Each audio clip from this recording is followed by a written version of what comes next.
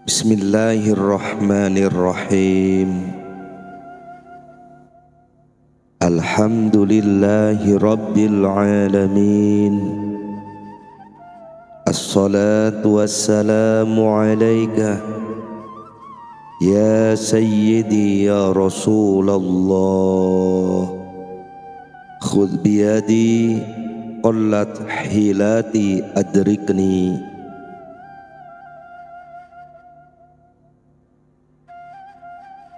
Keharusan bagi murid yaitu bersungguh-sungguh tekun dalam menjaga hatinya dari was-was, kerusakan hati dan kemauan yang rendah. Hendaknya si murid menjadikan di pintu hatinya sebuah penjaga yang mengawasi dan yang mencegah tiga hal tersebut memasuki hatinya. Karena apabila hal itu telah masuk, maka hati akan rusak, dan apabila sudah terlanjur masuk, maka akan sulit untuk mengeluarkannya. Dan hendaknya si murid menekankan dalam membersihkan hatinya yang notabene sebagai tempat untuk Tuhannya melihat, yakni dibersihkan dari kecenderungan pada kesenangan-kesenangan duniawi, dendam, dengki, berbuat curang, dan dibersihkan dari prasangka buruk pada sesama orang Islam. Hendaknya murid tadi menjadi orang yang suka menasihati mereka atau sesama manusia, mengasihi, welas asih terhadap mereka, dan meyakinkan kebaikan pada diri mereka. Dan hendaknya si murid mencintai kebaikan bagi mereka sebagaimana membuat dirinya sendiri menjadi senang, dan membenci keburukan bagi mereka sebagaimana menjadikan si murid tidak nyaman. Dan ketahuilah, wahai murid, bahwa hati mempunyai potensi perbuatan yang menyimpang atau dosa, yakni perbuatan yang lebih keji, buruk, dan lebih jelek dari maksiat-maksiat anggota zahir. Dan hati tidak pantas untuk memperoleh ma'rifatullah atau pengetahuan dari Allah yang bersifat pemberian. Kecintaan Allah Ta'ala kecuali setelah perbuatan tersebut dibersihkan dan dikeluarkan. Perbuatan hati yang paling buruk adalah sombong, ria atau pamer, dan dengki. Kesombongan menunjukkan pelakunya berada pada puncak kedunguan, kebodohan, dan ketololan. Bagaimana ia pantas untuk sombong, sementara ia tahu bahwa dirinya adalah orang yang diciptakan dari setetes air mani yang menjijikkan, dan hanya selang sebentar menjadi benda kering yang jijik. Dan apabila dia si murid memiliki keunggulan dan kebaikan-kebaikan, maka hal tersebut merupakan anugerah Allah dan perbuatan Allah. Si murid tidaklah memiliki kekuasaan apapun pada kelebihan-kelebihan tadi, dan ia tidak mempunyai daya serta kekuatan untuk memperolehnya. Apakah ketika menyombongkan sesuatu yang merupakan pemberian, yakni anugerah Allah kepada sesama hambanya, tidak mengkhawatirkan apabila pemberiannya dicabut sebab perilakunya yang buruk serta merebut bagian sifat Tuhannya? Adapun riya atau pamer itu menunjukkan kekosongan hati orang yang pamer tersebut dari keagungan Allah dan kebesarannya, karena ia berbuat dan menjadi baik di mata para makhluk, sementara ia tidak menerima ilmunya Allah, Tuhan seluruh semesta. Barang siapa yang beramal soleh dan ia merasa senang diketahui orang lain sebab amal tersebut, supaya mereka memuliakannya dan bersikap baik padanya, orang yang seperti ini disebut orang yang riya atau pamer, sekaligus bodoh dan berhasrat keduniawian.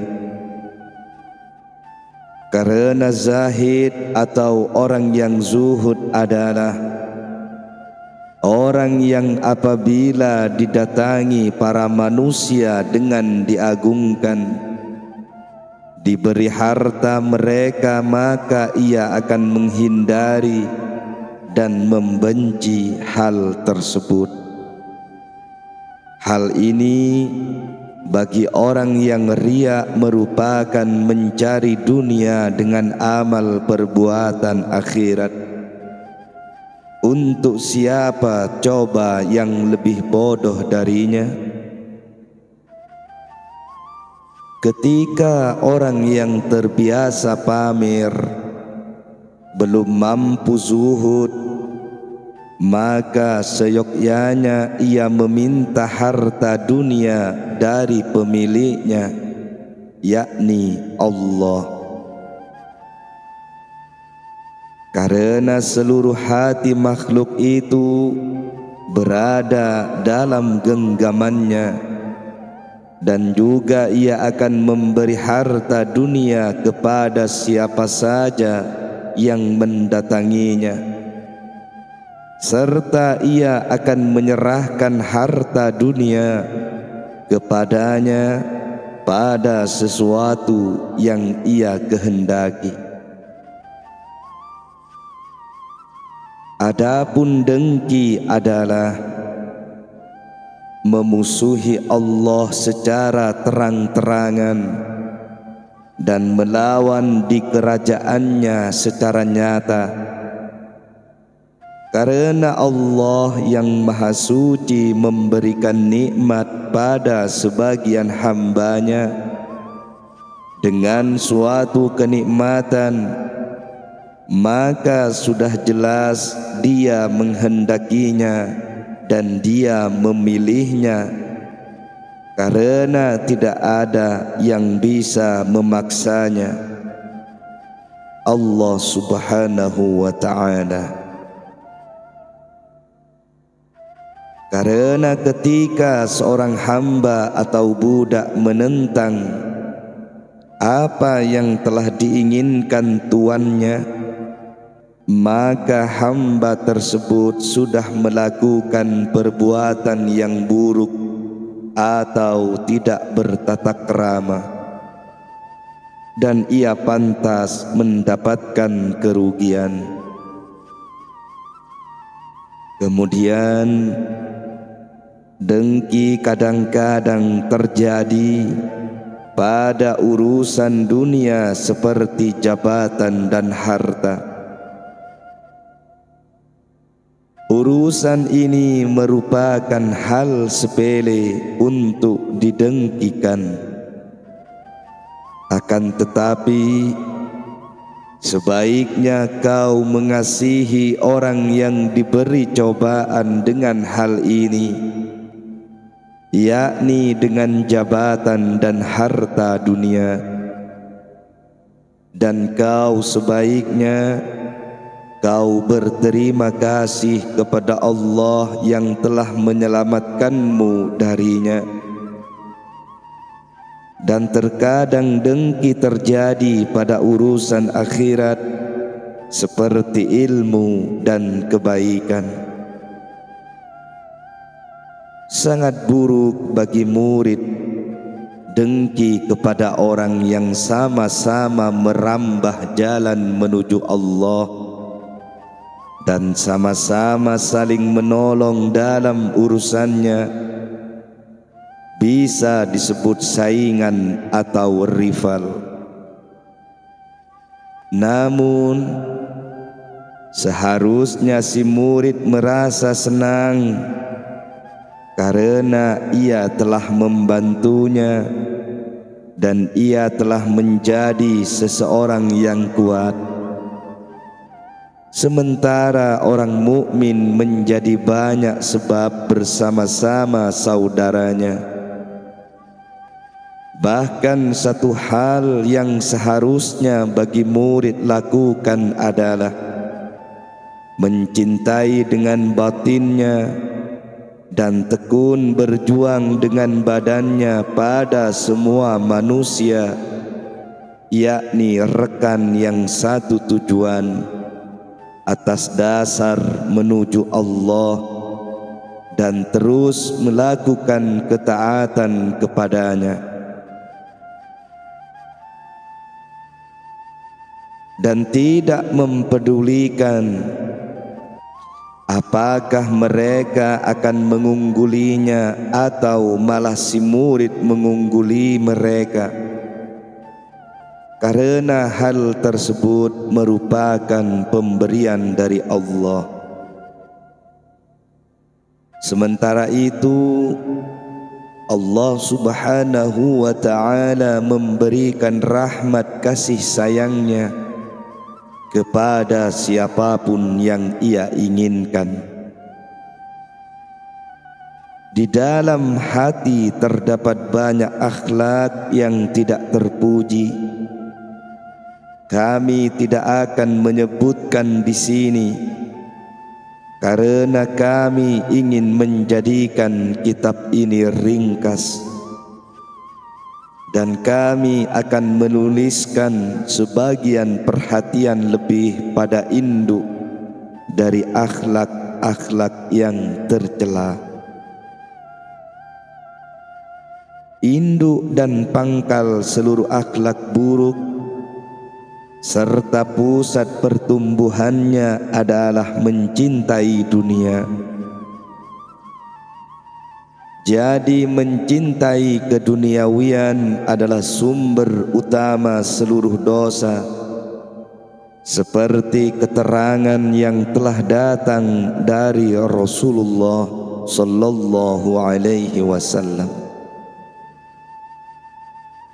Ketika hati telah selamat dari mencintai dunia, maka hati akan menjadi selaras, bening, bercahaya, baik, dan telah layak menerima cahaya-cahaya dari Allah dan pantas dibukakan dengan rahasia-rahasianya.